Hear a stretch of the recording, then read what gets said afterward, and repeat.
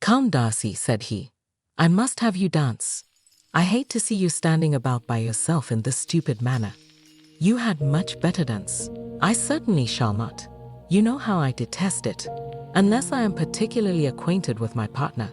At such an assembly as this it would be insupportable. Your sisters are engaged, and there is not another woman in the room whom it would not be a punishment to me to stand up with." "I would not be so fastidious as you are," cried Mr. Bingley, "for a kingdom.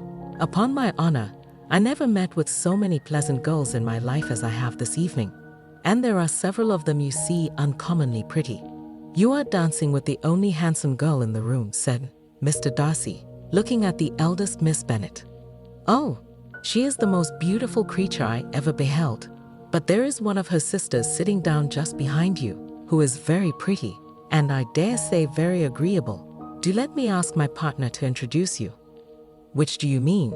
And turning round he looked for a moment at Elizabeth, till catching her eye, he withdrew his own and coldly said, "She is tolerable, but not handsome enough to tempt me. I am in no humor at present to give consequence to young ladies who are slighted by other men.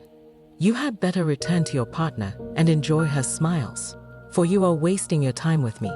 Mr. Bingley followed his advice. Mr. Darcy walked off, and Elizabeth remained with no very cordial feelings toward him. She told the story, however, with great spirit among her friends, for she had a lively, playful disposition, which delighted in anything ridiculous. The evening altogether passed off pleasantly to the whole family.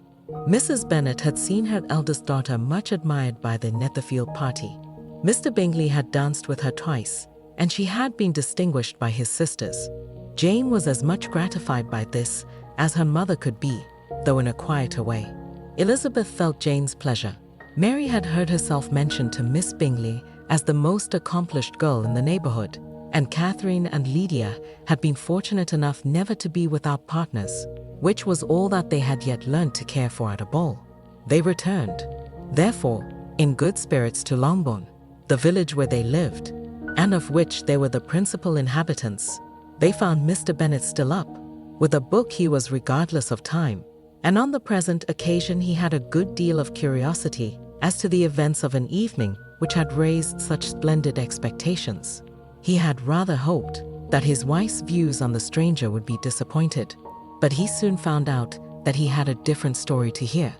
"Oh, my dear Mr. Bennet," as she entered the room, "we have had a most delightful evening, a most excellent ball. I wish you had been there. Jane was so admired, nothing could be like it. Everybody said how well she looked, and Mr. Bingley thought her quite beautiful and danced with her twice. Only think of that, my dear. He actually danced with her twice, and she was the only creature in the room that he asked. A second time. First of all, he asked Miss Lucas. I was so vexed to see him stand up with her, but however, he did not admire her at all. Indeed, nobody can, you know, and he seemed quite struck with Jane as she was going down the dance. So he inquired who she was, and got introduced, and asked her for the two next. Then the 2/3 he danced with Miss King, and the 2/4 with Maria Lucas, and the 2/5 with Jane again, and the 2/6 with Lizzie, and the Boulanger.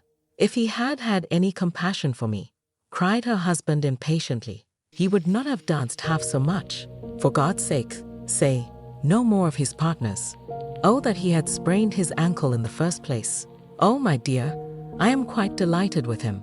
He is so excessively handsome, and his sisters are charming women. I never in my life saw anything more elegant than their dresses. I dare say the lace upon Mrs. Hurst's gown." Here she was interrupted again. Mr. Bennet protested against any description of finery.